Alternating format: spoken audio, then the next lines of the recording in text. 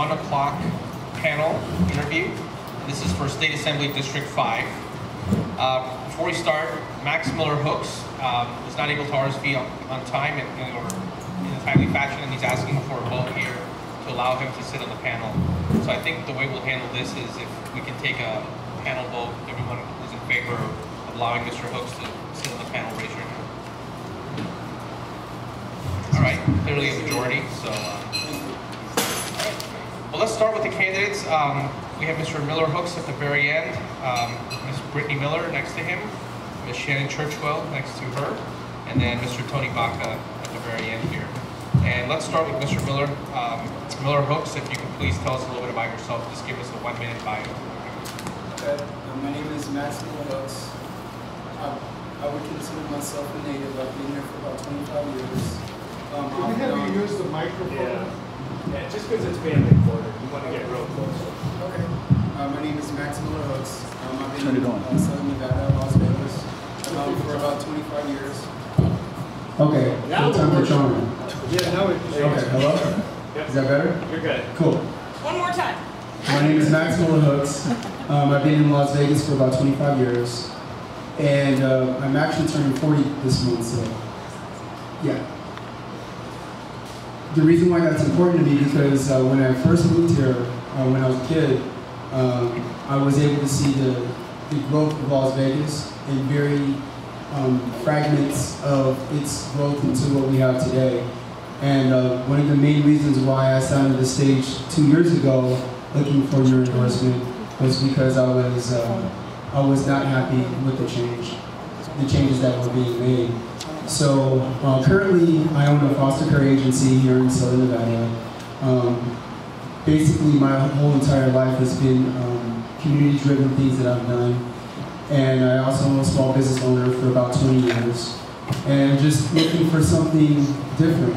I'm actually, the reason why you didn't get my name before, I'm actually running as an independent. And as I sat here and I was listening to some of the questions asked, one of the things that really sticks out to my head when we talk about if you can trust somebody, if you can't trust somebody, it's always hard to trust somebody on the other side of the aisle. And for me, I was a registered Republican, and it just got kind of a little bit too stifled for me, and I didn't think that I could effectively represent my community, not my constituents, but my community well. Very good. All right, very good. Next time. Let's hear a little bit from Ms. Miller. Hi, okay, is this good? Right here? Okay. My name is Brittney Miller, and I am you're okay. It's on. It's on. I'm Brittney Miller. I've lived in Las Vegas for 7.5 years now. I am a public school teacher at CCSD. Before I became a teacher, my entire career has basically been for public service. I have experience my real experience is in creating and developing public service programs. Those programs include for the public schools, for workforce development, welfare to work, prisoner reentry programs, and of course, multiple programs within the public schools, and now I'm a CCSD teacher. My educational background also leans toward public service. I have a Bachelor in Criminal Justice, a Master's in Public Administration, and a Master's in Teaching.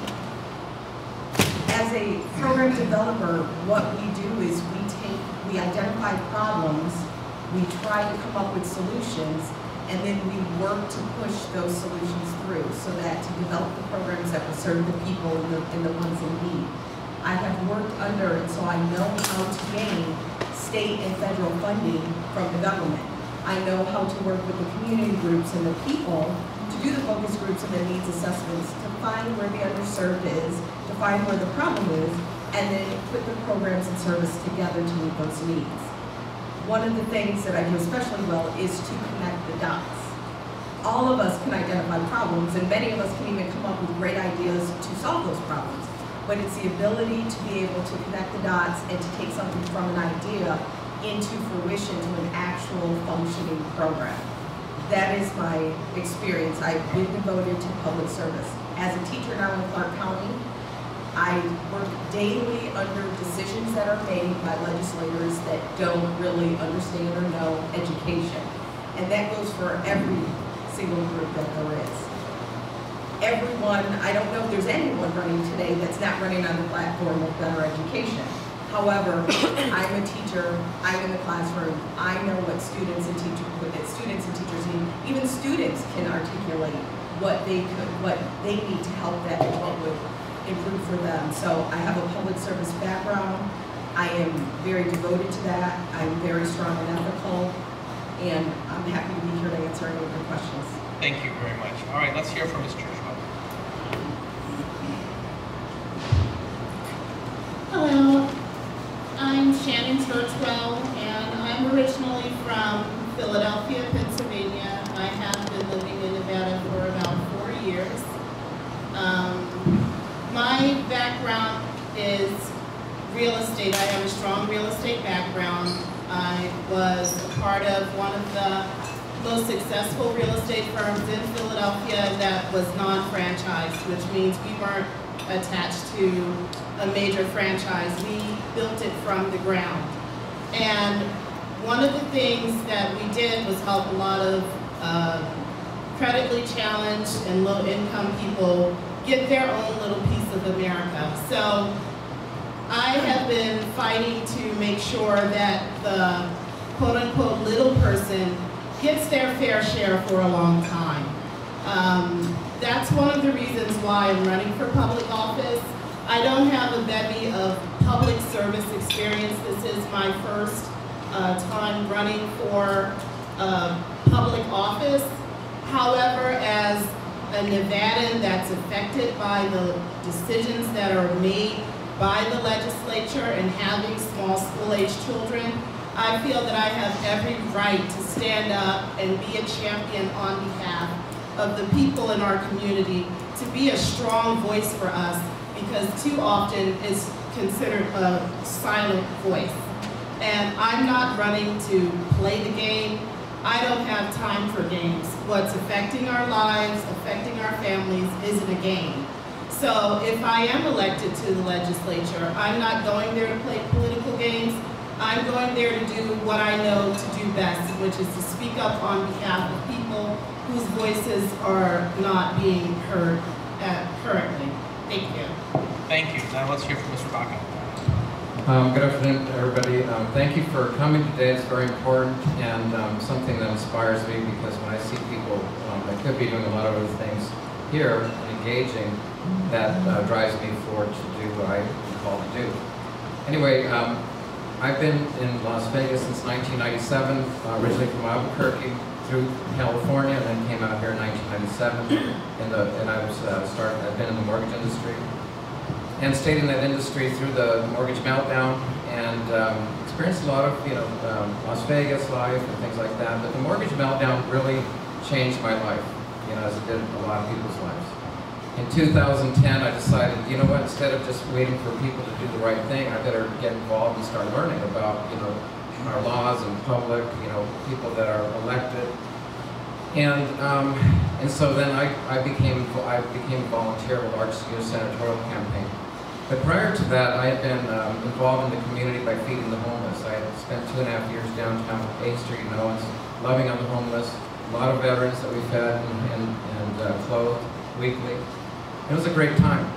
So my public service was at that point at that time. But when I volunteered for a campaign, eventually I became a coalition director.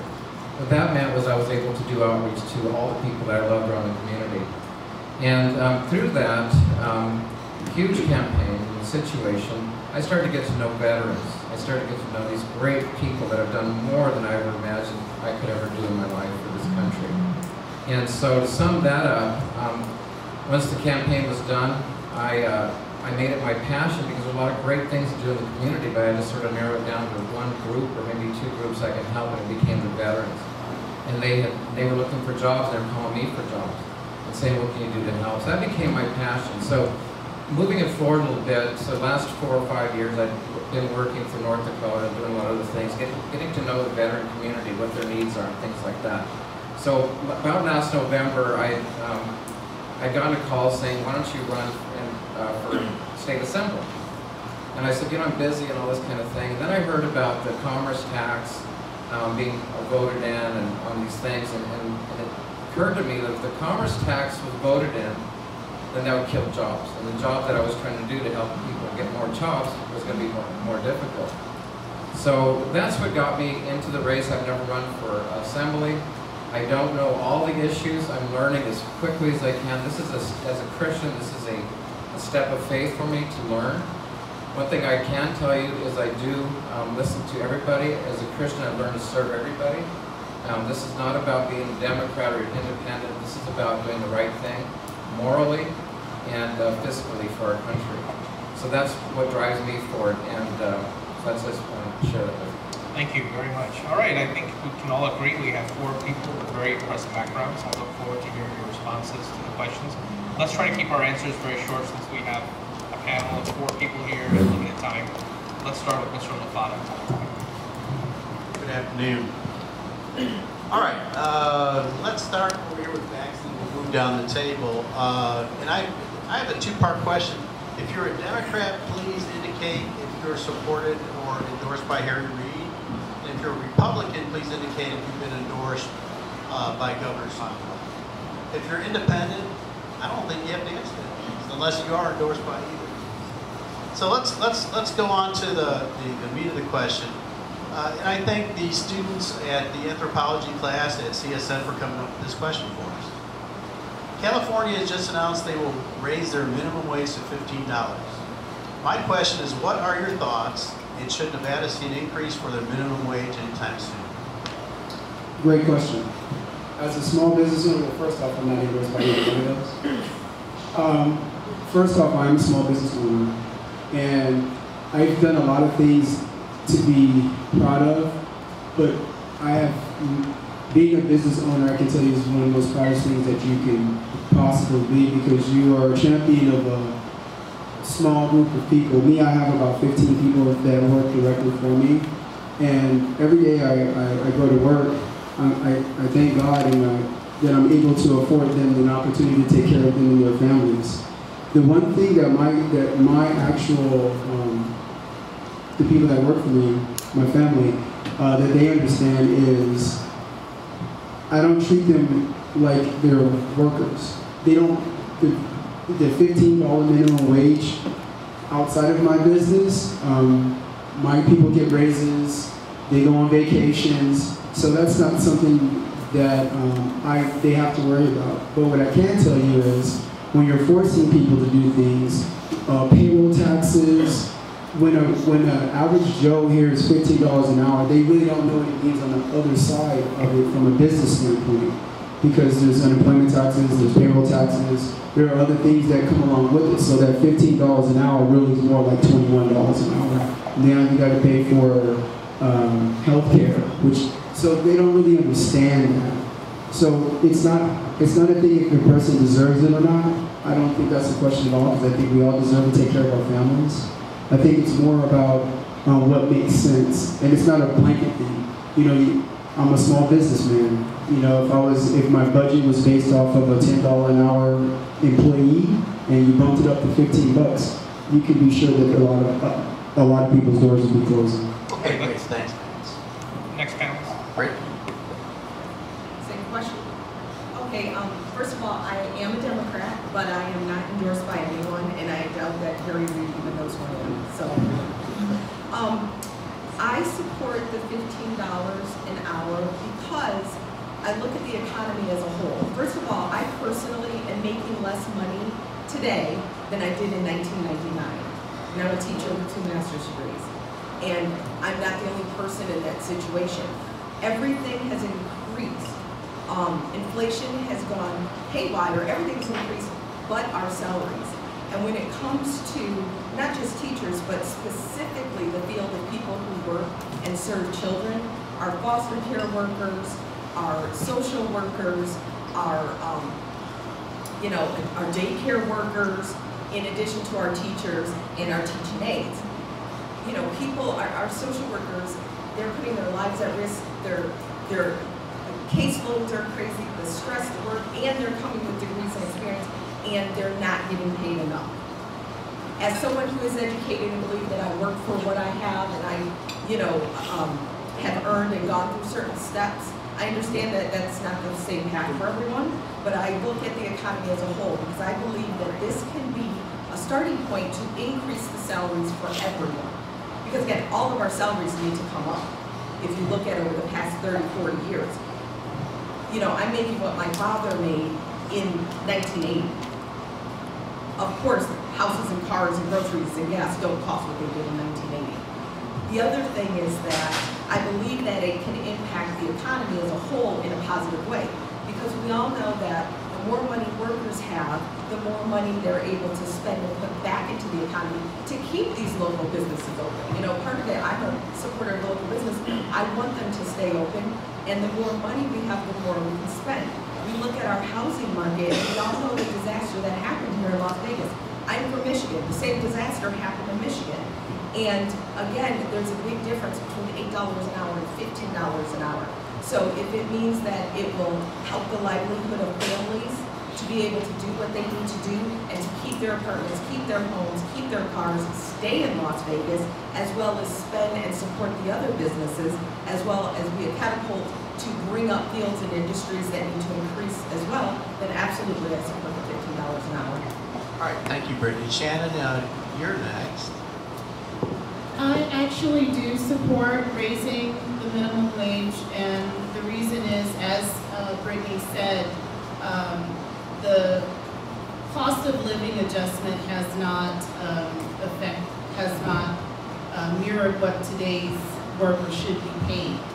So I would want to increase the minimum wage. However, I understand what Max is saying.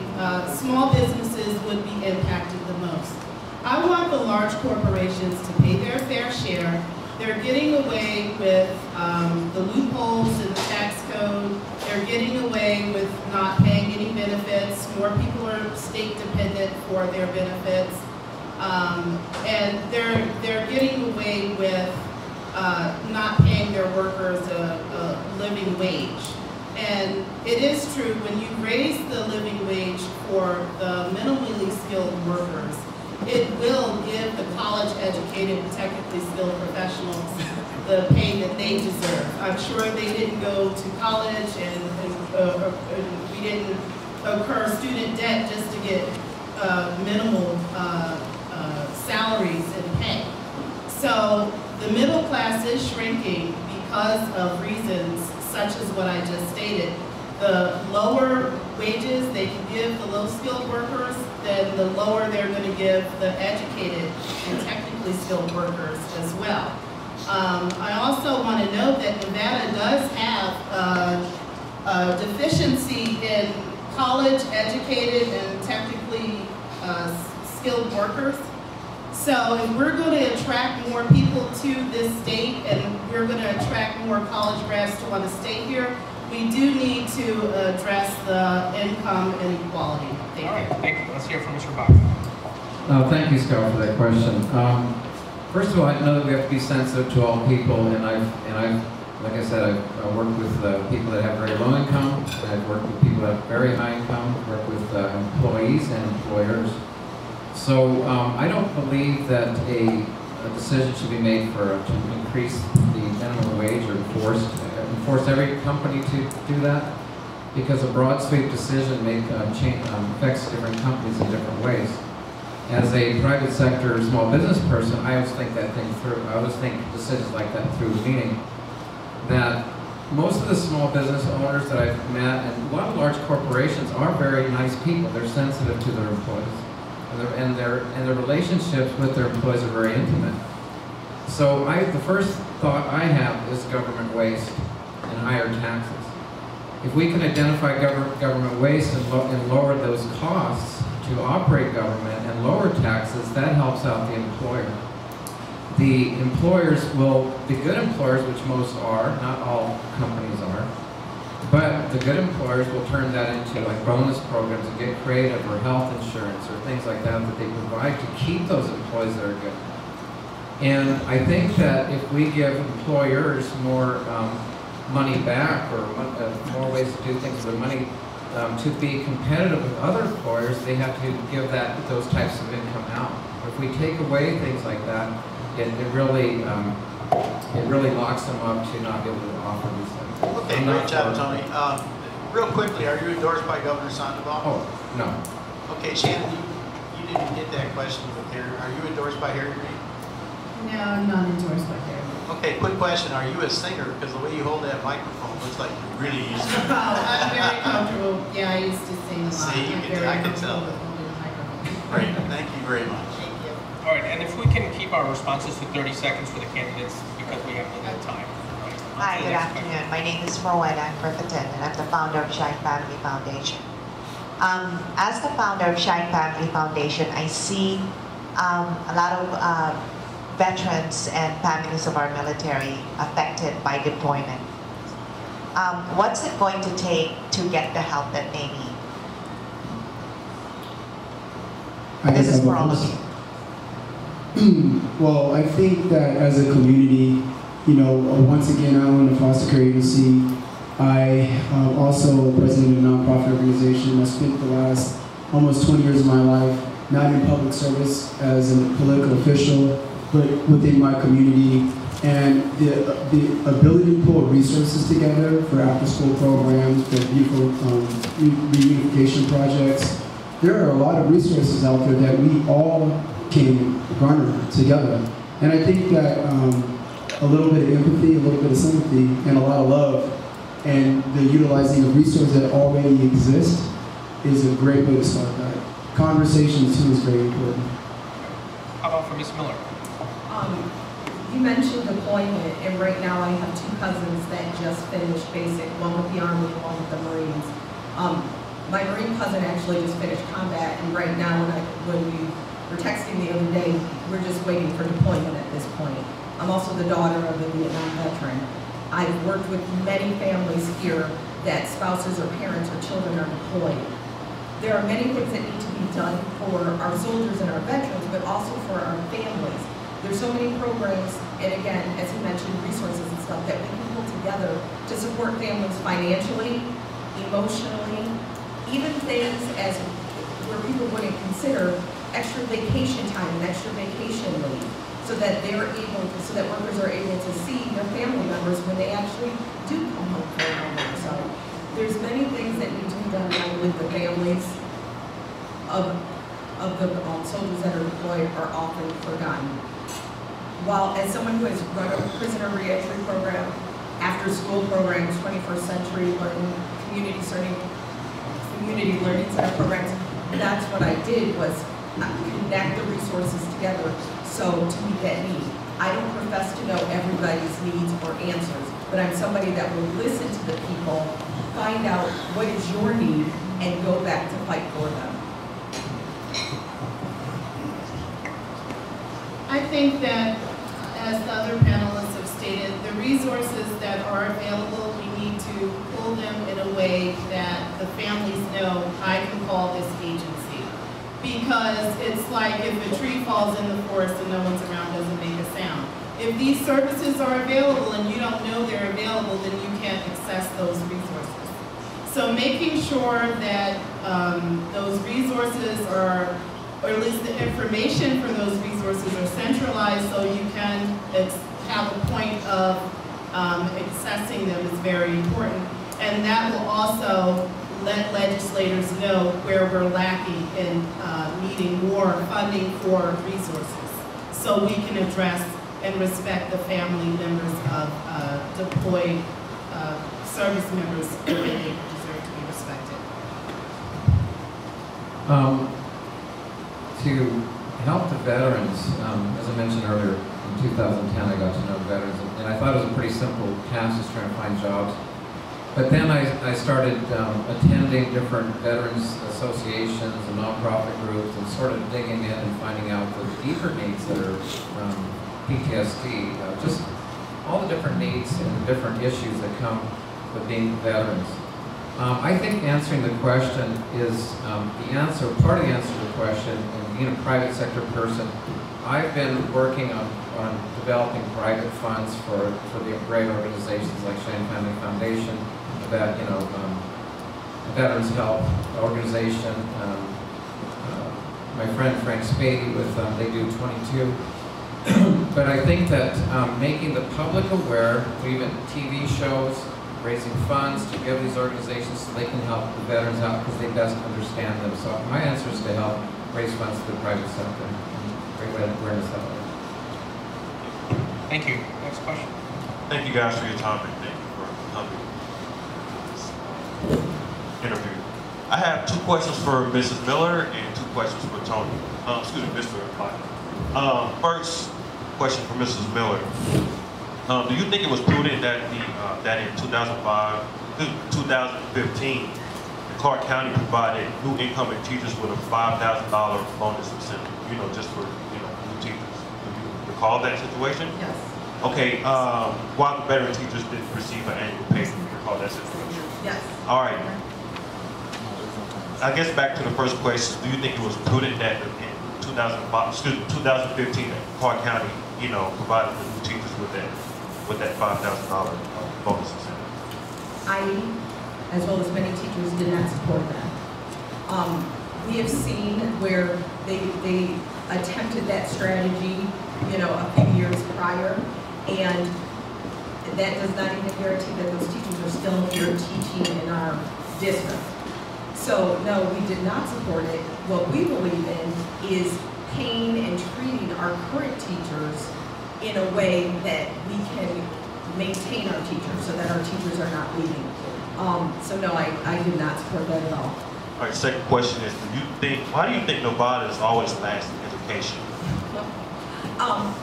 One of the things that I'll say about Nevada is that we do have, hands down, some of the hardest working teachers in the country.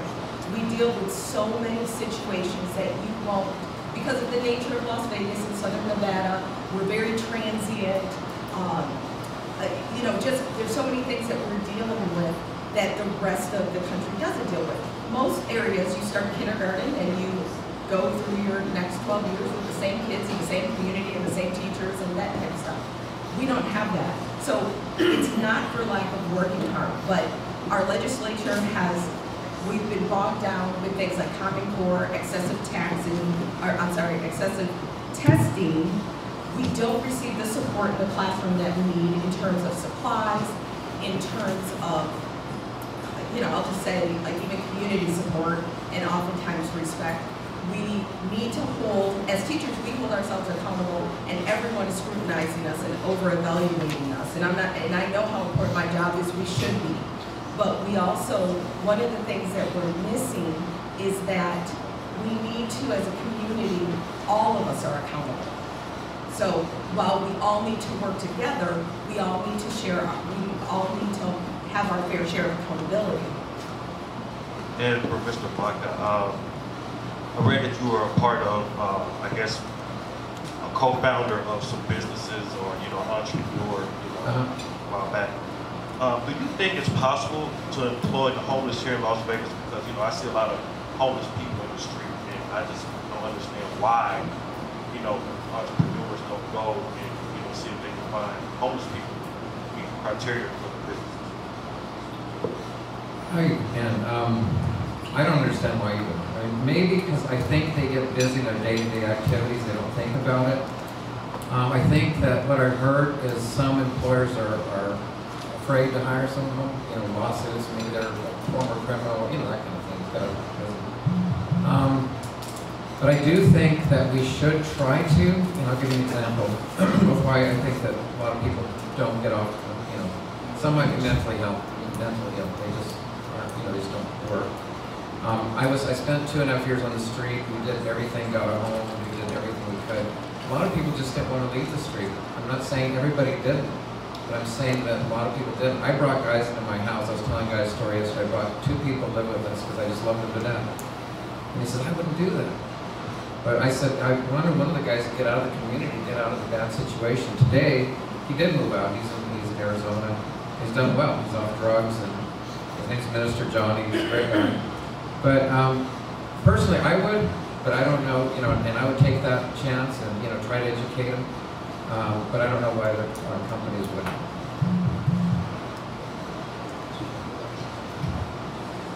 Okay, just going to shift gears a little bit. This question is for everybody. Other than going into the spiel cut taxes on small business, cut taxes on everyone. Let's just put that aside. If elected, if all of you could do one thing in the legislature to grow the Nevada economy, to pay for some of these programs that we've talked about in the discussion, you've talked about a lot of things like to do for people, the money needs to come from somewhere. So basically, other than cut taxes, which is kind of the sheep speech that people say, what would you do to grow the Nevada economy? And start? Okay. I think the first thing that I would do is, before we used to ask people like California that has a huge industry called Hollywood, and we've missed that boat numerous of times. And what I would do, I would definitely call upon manufacturing jobs. We're doing we're doing somewhat well with Tesla, but there are tons and tons and tons of companies that do like Las Vegas for many reasons. Did like Las Vegas until the tax hikes. But I would engage in those conversations again, because we need new money. Not money that's circulated. We need to bring new money to Las Vegas. And that's how I would do it. To grow the economy, one of the things is I feel that I'm educating the economy, because we're the ones that are bringing up who will be the future workers, whether it's skilled or educated. So they do need to have the best education they can, but they also need to have, as Shannon brought up before, we need more colleges here. We need more technical training programs, skill training, journeyman apprenticeships. We need those things here so that our students don't graduate and have to leave elsewhere. When they leave and go to other states for education and training, they don't often come back. If we create a rich environment, and nationally it's not a good thing that people believe that we're ranked last in the country. Because again, is this an environment I can bring my company and bring my workers and subject their families to? But we need industry that can sustain the markets. The markets are always going to fluctuate up and down. We need to pull in, as he said, new money. We need to pull in these industries that can sustain those, so that when the market dips, our companies and our workers are not fleeing and leaving more empty houses. Again, with green energy, there's a lot of opportunities there. Technology, science, there's a lot of opportunities. We are the richest state in the country when it comes to diversity. We have people living here in our southern Nevada from every continent in the world, and I believe we need to tap into those resources, because we have all the talent here. We just need now to provide the jobs and attract everyone else here. We bring people here, now we got to keep them here. I think that, diversifying the economy, making sure that the companies know that if they come here, they're going to actually have the human capital here to work these companies. Also, I would like to see, as I said before, the minimum wage increase to grow the economy. Some people may not agree with that, but that would grow the economy as well. I also am not opposed to looking at legalizing marijuana for recreational use. Looking at how that has helped Colorado, and just different things like that that we could use to diversify the industries here, so everything isn't just so hospitality driven. We are the sunniest, not today, but we're the sunniest state in the country, at least Southern Nevada is, and we really do need to be leaders in the country as far as the green energy boom, and we don't want to be behind that boom. That's what I think. Thank you for the question, Lynn. I haven't really given a lot of thought as far as drawing new business to Nevada, because I've always been here thinking, how can we increase the business and free up the current business owners to do more business? Because I do think the economy is growing. I think there's people coming in and moving here. There's a lot of houses being built, so they have to be occupied by somebody. But I think that my first thought is, when I'm talking to people that have corporations or established corporations with these higher taxes, and I hate to bring that up, but corporate taxes or fees, people are looking for other places to take their company. So maybe that's just deterring people from coming here. or companies coming here. I think the other thing is education. I mean, if I would bring in my young kids here, I'd be start looking at where they rank as far as public education, and we can't get any worse than that. So if we make our city more attractive in that sense, I think we'll draw more companies here to establish their company. First of all, I want to thank all 4 of you for showing up. We've had some races here where one person shows up and none show up. So the fact that we have 4 people in this one candidate in this one district showing up, it's very impressive. Thank you very much for coming out. I have one question. It's a nonpartisan question, and each of you will have a chance to answer it. I'm a retired family court judge and an attorney, and heavily involved in my community now for 42 years. It is often said that the biggest facility for mental health treatment is the Clark County Detention Center, because so many people get housed when they've been committing crimes and so forth. And we have a serious underfunding of resources and so forth for the mentally ill and the mentally challenged in our communities. And we see the consequences not only in the criminal side, but on the streets with the homeless people, in our family situations, child protective services, and the like. So since this is an important matter for the legislature, I would like each of you to explain what you would do to try and increase the services and support for mental health treatment in our communities. Thank you. I think the best way to do that, and like I mentioned before, I'm actually in the mental health industry. Along with foster care, we also do behavioral health, so I understand those problems. What I can tell you is that, yeah, we do have a large incarceration rate towards people that are homeless, veterans that do suffer from mental health issues. It's a funding thing. So I know per prisoner, per inmate, that there is a dollar that's generated for them. And if we were able to take some of those resources, because I'm really not about raising a lot of taxes, and I'm definitely more for, we spend a lot of money in a lot of areas that don't really have much value. And I think as a society, we need to have these conversations about where those money should be shifted, and the people held accountable for those monies. So for me, I would say that we need to reevaluate where we're spending these blocks of money in the general funds or wherever they go to, and make them more specific. Mental health is a very expensive industry. It's extremely expensive. And when we were talking about education, you know, we don't have a lot of psychiatrists here. They go to other places, California, Chicago. So, and they do it because they understand the woes that we suffer from. But the reality is it is a problem, and it's a fixable problem.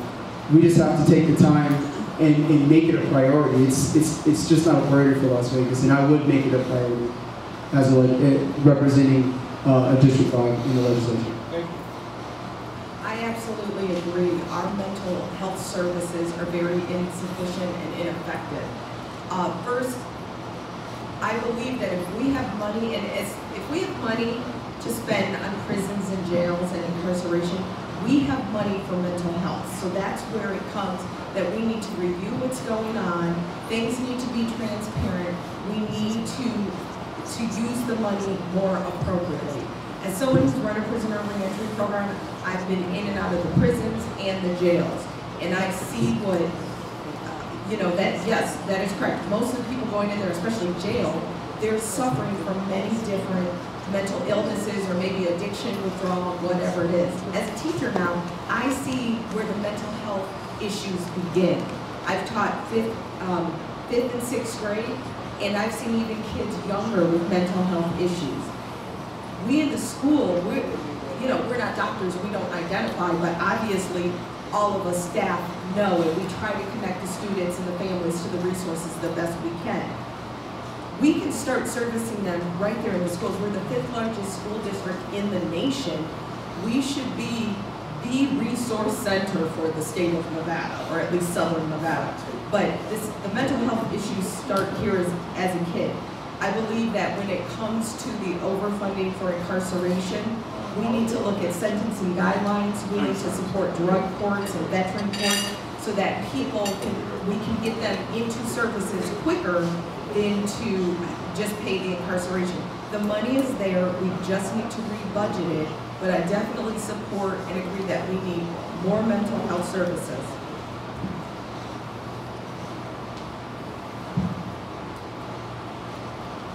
I would agree that we obviously need more mental health facilities and drug treatment facilities. However, we don't have that because, yeah, the money is just being mismanaged and it's not being sent to the right places. And, you know, the fact that the prisons are profiting from these prisoners,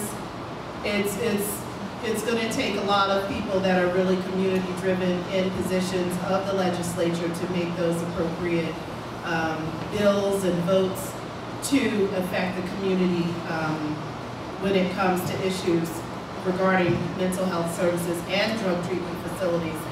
But, you know, as Brittney is saying, that there are services for children who have mental health or behavioral health problems.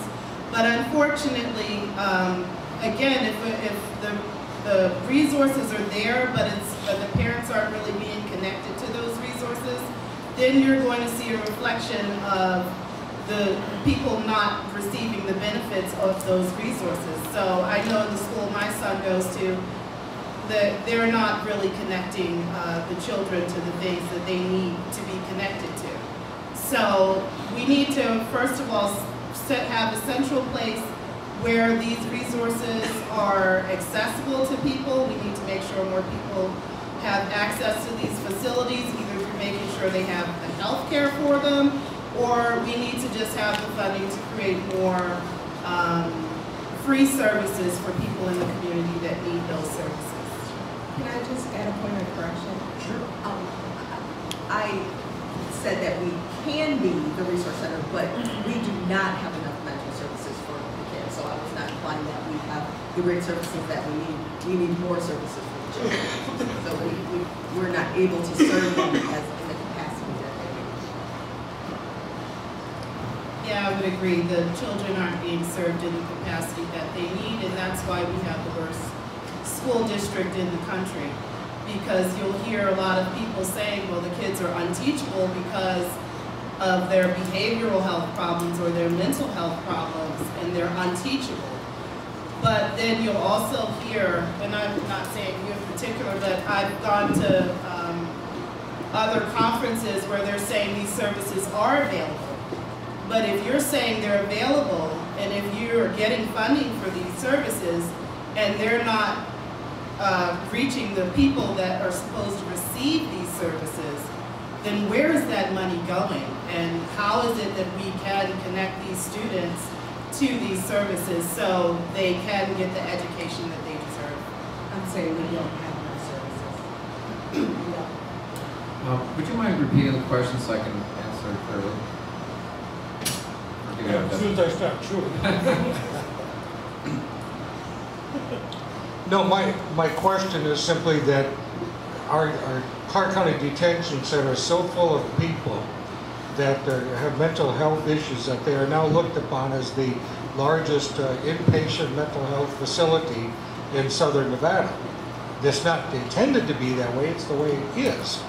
And that we need more resources in the mental health treatment facilities, the state system, and so forth.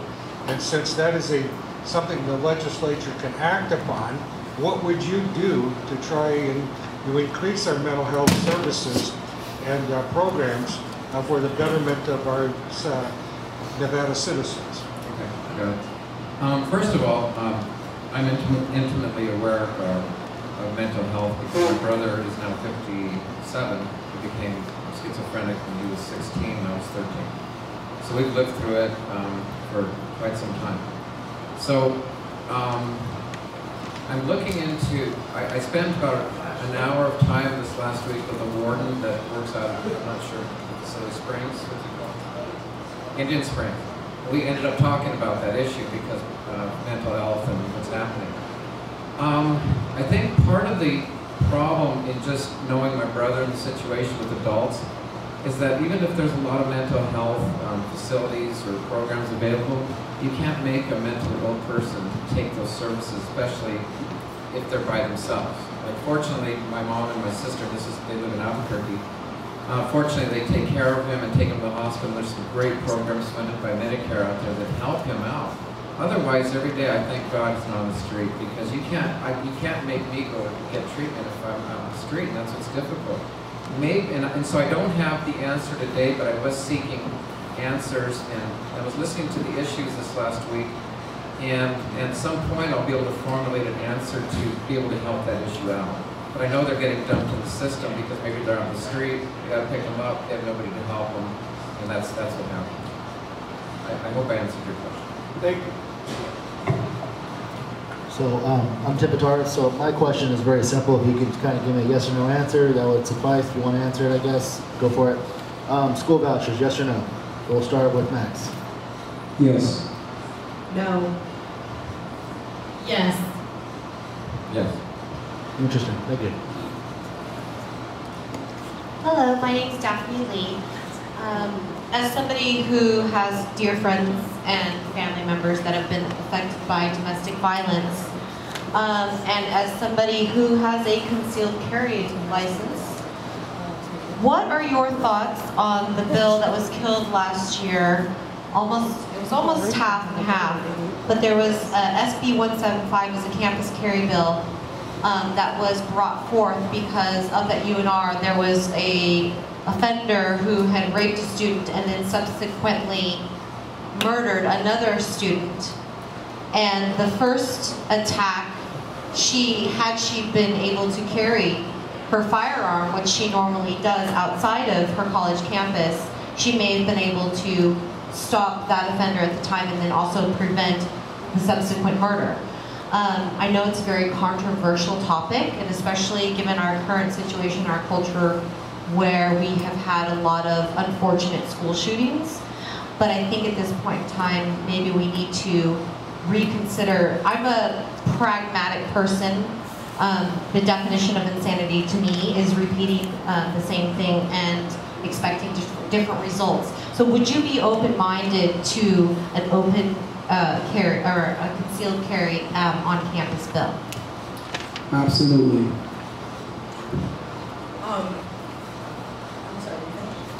The question is a yes or no, right? Yes, yes or no. To expound.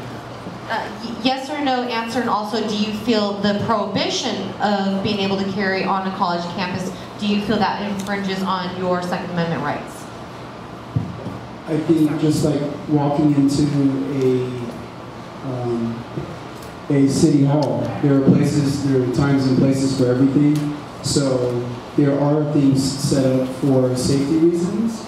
So fast forward 2016, I think we should always look at history and what we can do today to be safer today than we were yesterday. So I'm absolutely open-minded to that conversation. As someone who's lived on campus, as someone who's in the schools now and keenly aware of that threat at any moment, I have to say that my answer is that before I could make any kind of decision or take an actual position on that, I would need a lot more conversation with both parties, both sides, all the people involved, the campuses, do more research, look at statistics, look at solutions. I just don't, there's many things that are just too important for me to it's not fair for me to just give a blanket answer because I'm not going to make a blanket decision or just a quick vote. So it's hard for me to give a quick answer. I would want to talk, like you said, domestic violence groups, current students, current teachers, strong Second Amendment advocates, just everyone to really find what would be the best solution, and especially, our public safety and everyone. So my answer is I will listen, work, do the research, but I don't make blanket votes or I can't give a quick answer. Can I ask one question to make sure I answered mine right? Your question was, would we be open to, correct? Not a yes or not a we're for it or against it. Yeah, would you be open-minded to, and also, do you feel prohibition is an infringement upon your Second Amendment rights? Okay, thank you for that clarification. Yes, I'm open to discuss anything. I'm open to it. Yes, I'm open to learn. And to say an infringement on our Second Amendment right, well, technically, especially in the state of Nevada, where you know, people do have open carry, then I can see that argument that it would be an infringement on a person's Second Amendment rights. Absolutely. Yes, it's an infringement, and I would want that law to be revisited. I definitely think that people should have the right to defend themselves and protect themselves. And due to the climate where campus shootings are, and terrorism is at a height, I think that it's only fair that the average citizen, if they choose to carry their weapon on campus, have the right to carry their weapon on campus. Well, my answer is yes as well, and I think it would be an infringement on our Second Amendment right. It was interesting, I spent 3 years up in North Dakota after the mortgage meltdown back and forth.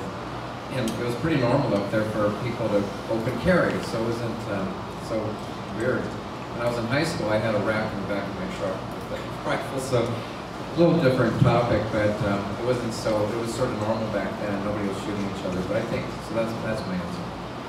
Thank you. Good afternoon, thank you for being here. Mr. Hooks, where are you at on women's rights, the right to abortion and Planned Parenthood? Would you support it? Would you try to cut funds if you were elected, or would you support it? And this is one of the main reasons why I became an independent. So this is one of the main reasons why I became an independent, because you know, in a party you have to party with the party, and there's things that I just don't believe that are my business. I am a firm believer in the man upstairs, for sure. So you support a woman's rights? But I absolutely do support a woman's rights. Yeah. Planned Parenthood, if you were Planned Parenthood, it's factional. And what I mean by that, I don't think that if it's, you know, whatever happens in a woman's, that whole abortion issue shouldn't be anybody else's issue either financially. So. Mr. Baca, I ask you the same question. As far as women's rights, I believe women have rights, of course. As far as Planned Parenthood or tax-funded abortions, I am against taxpayer-funded abortions. And when we say the man upstairs, I believe in Jesus Christ as my Savior, so I know who He is, and that's who I answer to. And there are, you know, there are. Would you oppose your constituency if your constituency was to support those factors? Would you go against your constituency?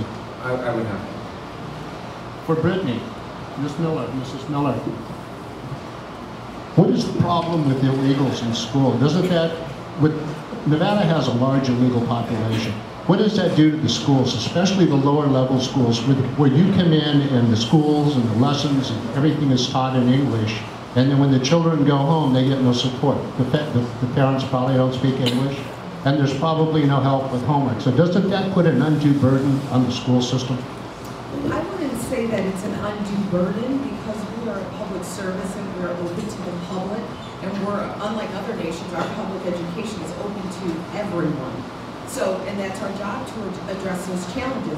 I believe we have 150 languages spoken in our school district. I know my school itself has about 65. And so... What is the primary? The primary would be Spanish, and we also have huge, multiple different Asian languages too in my school. And that's another one of the challenges. There's a lot of money and services and everything is more geared toward Spanish-speaking students.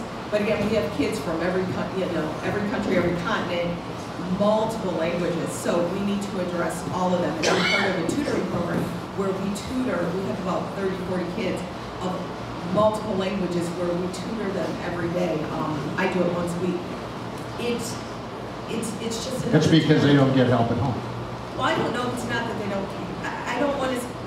the not getting help at home isn't always intentional.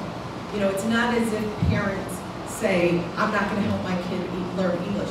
If people are doing everything it takes to get here, whether it's in a documented way or an undocumented way, they're coming here for a reason and for an opportunity in a life for their children. Parents sometimes have limitations. Now we're getting into illegal immigration, so we'll stop right there for that. I don't think it's a choice that they're choosing not to help their kids with. No problem. They're not able to. Right. Well, one thing I would say is oftentimes I tell my kids it's their responsibility to go home and help their parents because they're inundated every day. And to go home and, you know, I have given home flashcards and basic things. You go home and you help your mom. You go home and help your dad. And it's, you know, you have the opportunity to learn so much more than they do. Thank you. For Shannon, what do you think about school sports? Should school sports be defunded by the state? No, I don't think that they should be defunded at all. I think